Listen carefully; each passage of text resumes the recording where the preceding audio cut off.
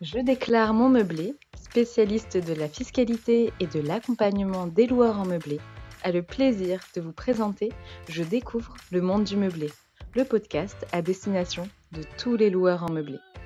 Que vous envisagiez de vous lancer dans l'aventure de la location meublée ou que vous soyez déjà fin connaisseur des avantages de cette activité,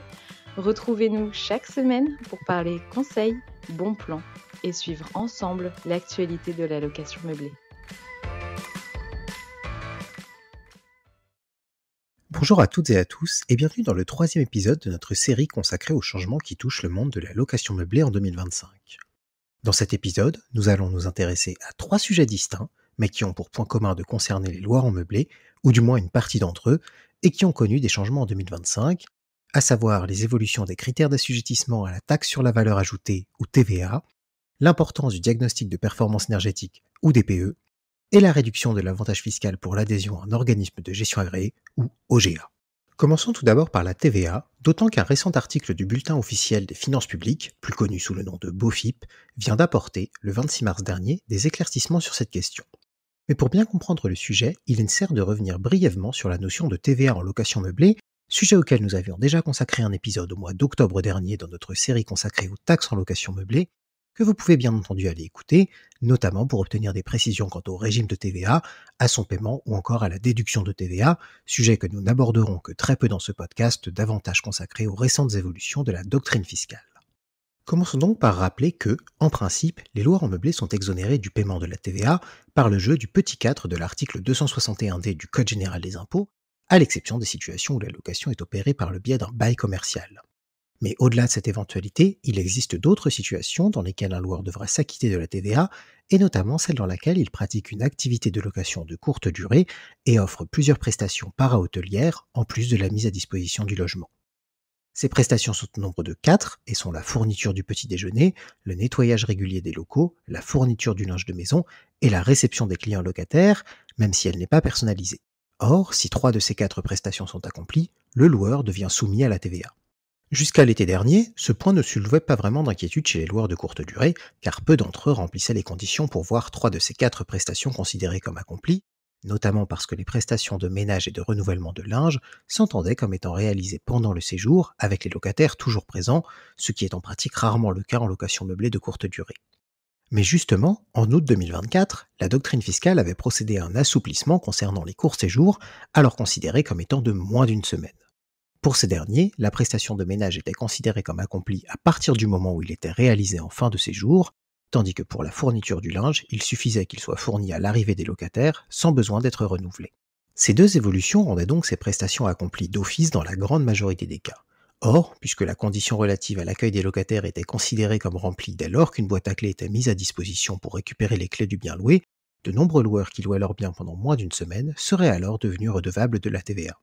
Pour autant, même lorsqu'il s'agit de payer la TVA, il est nécessaire de garder à l'esprit que, tant que les recettes perçues sont inférieures au seuil de franchise, le loueur est exonéré de son paiement.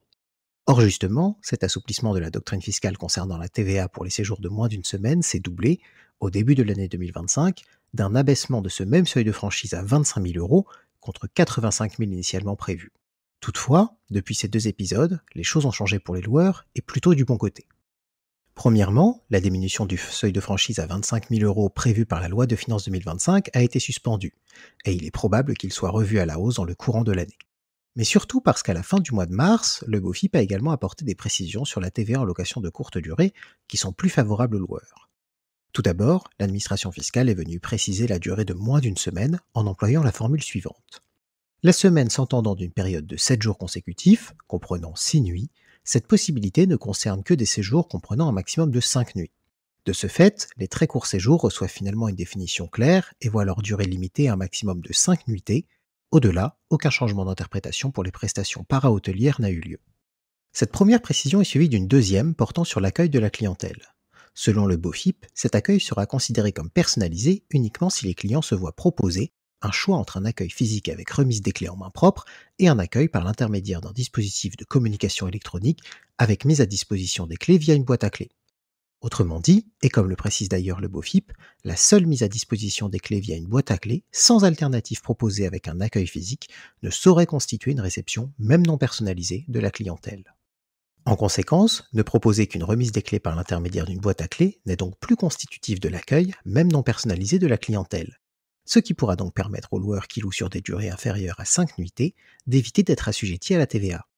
En effet, si 2 prestations sur 4 pourront facilement être considérées comme accomplies, ne pas fournir de petit déjeuner et utiliser uniquement une boîte à clés sans autre option d'accueil devrait permettre aux loueurs de ne pas accomplir une troisième prestation, synonyme de paiement de la TVA. Passons maintenant à la question du diagnostic de performance énergétique, ou DPE, et pour cela, il nous faudra distinguer l'activité de location de longue durée et celle de courte durée. Tout comme pour la TVA, nous avions déjà réalisé un épisode sur le sujet, mis en ligne cet été, et que nous vous invitons à aller consulter pour connaître tous les détails liés au DPE, comme ceux liés à sa réalisation ou sa durée de validité, puisque nous allons ici nous focaliser sur les dernières actualités pour 2025.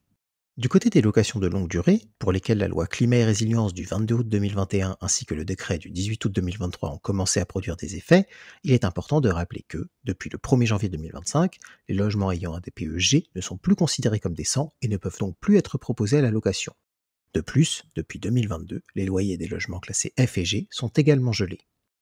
Le calendrier des interdictions va se poursuivre dans les années suivantes, avec l'interdiction de mise en location des logements classés F d'ici le 1er janvier 2028, et, à partir du 1er janvier 2034, seuls les logements dont la note est comprise entre A et D pourront être proposés à la location.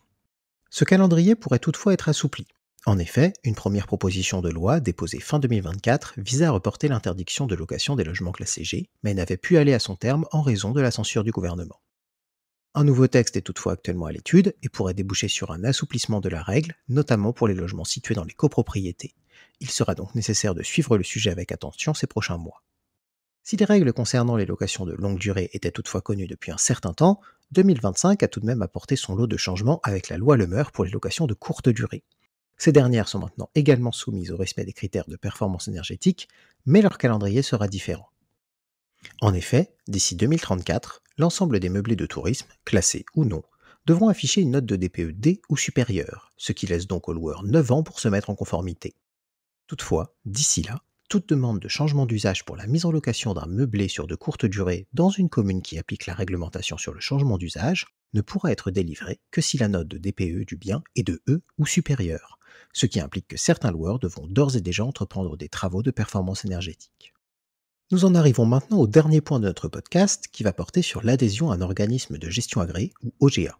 La promulgation de la loi de finances 2025 a amené avec elle la fin d'un avantage fiscal lié à l'adhésion à un OGA pour les loueurs qui relevaient du régime réel. En effet, jusqu'à présent, ces derniers pouvaient bénéficier d'une réduction d'impôt équivalente aux 2/3 des frais de comptabilité et d'adhésion à un OGA, dans la limite de 915 € par an. La loi de finances 2025 est venue supprimer cet avantage pour l'année 2025, ce qui implique que, désormais, ces frais ne permettront plus aux contribuables d'obtenir une réduction directe d'impôt sur le revenu. En revanche, ils resteront imputables en charge déductible de l'activité LMNP, ce qui atténue la perte de l'avantage précédemment conféré par l'adhésion à un OGA. Sur la base de ces informations, les loueurs pourront ainsi peser le pour et le contre de renouveler leur adhésion à un OGA pour 2025, mais de ce côté-ci, ils auront le temps de la réflexion, puisque la date limite d'adhésion à un OGA en 2025 est le 31 décembre. C'est sur ce point que s'achève le 3e épisode de notre série consacrée aux changements prévus en 2025, et nous vous retrouverons avec plaisir la semaine prochaine pour un nouvel épisode. Si vous avez aimé notre podcast, faites-le nous savoir et n'hésitez pas à vous rendre sur notre site internet, à nous suivre sur les réseaux sociaux ou encore à nous contacter directement par téléphone ou par mail à l'adresse contact@jedéclaremonmeublé.com.